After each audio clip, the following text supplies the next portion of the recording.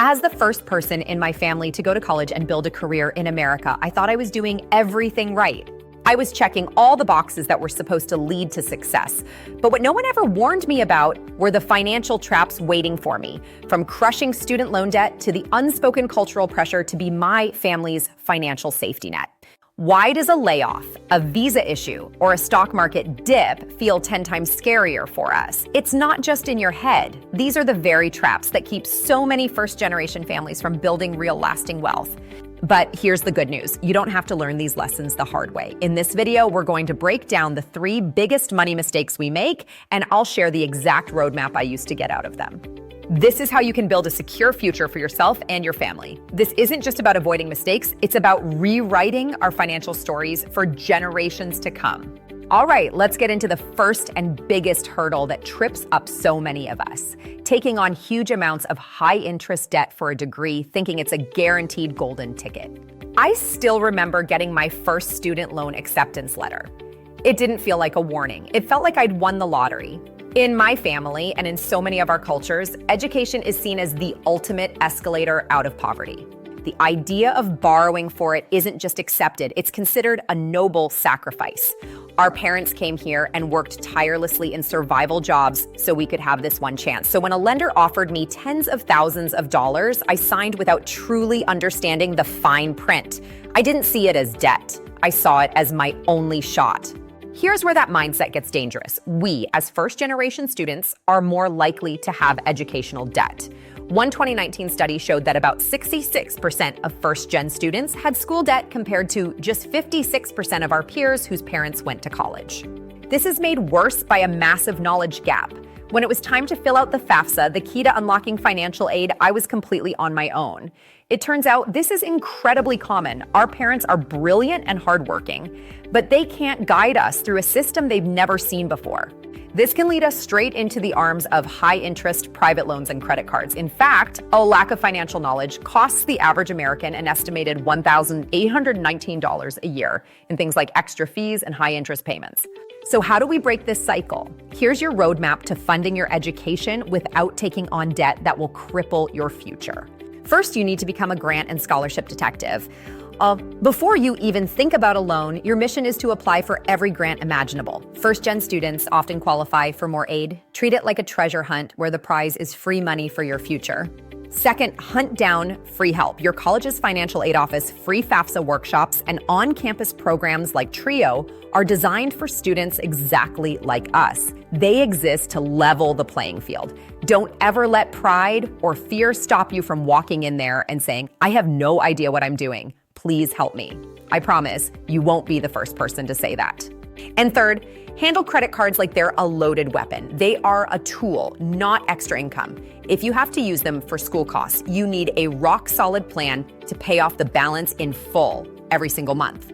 That high-interest debt is a wealth killer designed to trap you in a cycle of payments. Don't fall for it. The next mistake is one that keeps us in a constant state of anxiety: living without an emergency fund or even a basic budget. For years, my emergency fund was just a prayer. A flat tire, a surprise medical bill, or a last-minute flight home for a family emergency wasn't just an inconvenience. It was a full-blown crisis that could derail my finances for months. This isn't a personal flaw. It's often a direct result of our upbringing. Many of us grew up in homes where money was tight, and the philosophy was cash is king.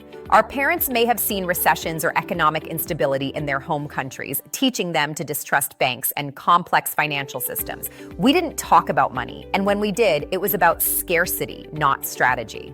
The stats paint a pretty scary picture. A 2025 report found that 59% of Americans can't cover a surprise $1,000 expense. We are living right on the edge. This is especially true for first-gen students, who are more likely to face insecurities around basic needs like food and housing.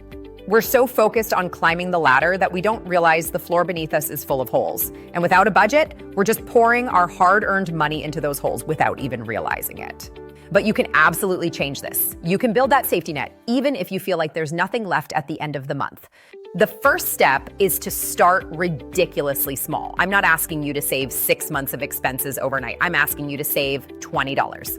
That's it. Set up an automatic transfer from your checking to a separate high-yield savings account for the day you get paid. You'll barely notice it's gone, but in a year, that's over $1,000, your first real emergency fund. This one small action changes the game. Next, you have to track your spending. This is non-negotiable. You can't fix a leak if you don't know where it's coming from. Use a free budgeting app or just a simple spreadsheet. The goal isn't to shame yourself, but to gain awareness. For the first time, you'll see exactly where your money is going. Often, it's the little things that add up and drain our accounts. Finally, lean on your community. If you're in college, find out if your campus has a food pantry or emergency aid grants. Programs like TRIO aren't just for academics. They offer support that includes financial literacy. You don't have to figure this all out alone. If any of this is resonating with you, if you're feeling seen right now, do me a favor and hit the like button. It tells the algorithm that this is a conversation we need to have, and it helps get this video into the hands of other first-gen families who really need it. And if you want to keep building generational wealth with me, make sure you subscribe. All right, let's talk about the third mistake, and this is the one that quietly sabotages our long-term dreams: neglecting retirement because of immediate family pressures. It even has a name, the first-gen tax, or the immigrant tax. It's that unspoken duty to be the financial savior for your family. You're the one who made it. So when a parent needs help with medical bills, a cousin needs tuition support, or money has to be sent back home, you're the first one they call. And because of the immense love and responsibility we feel we give, we sacrifice our own future. But here's the problem. Saving for something 40 years away, like retirement, can feel selfish and abstract when your family's needs are right here, right now. The data shows we're not alone in this. Almost half of American households had no retirement account savings in 2022. For older generations like Gen X, who were the first to rely on 401s instead of pensions, many are facing a massive retirement crisis because they started saving later in life.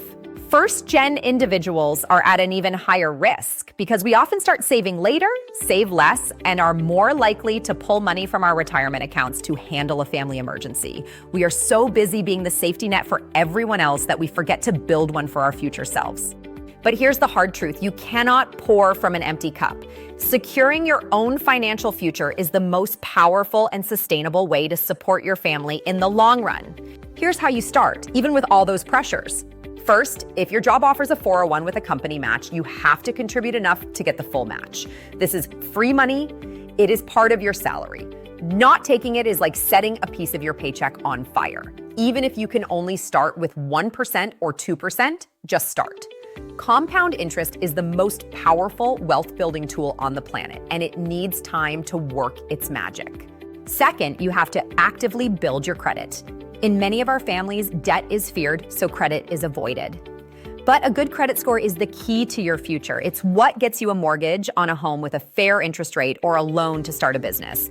Use a credit card responsibly, paying it off in full every month to build a strong history. It's a necessary tool to unlock major opportunities down the road. Finally, empower yourself with knowledge. Spend 1 hour a month playing with free online retirement calculators to see what's possible. Listen to financial podcasts on your commute.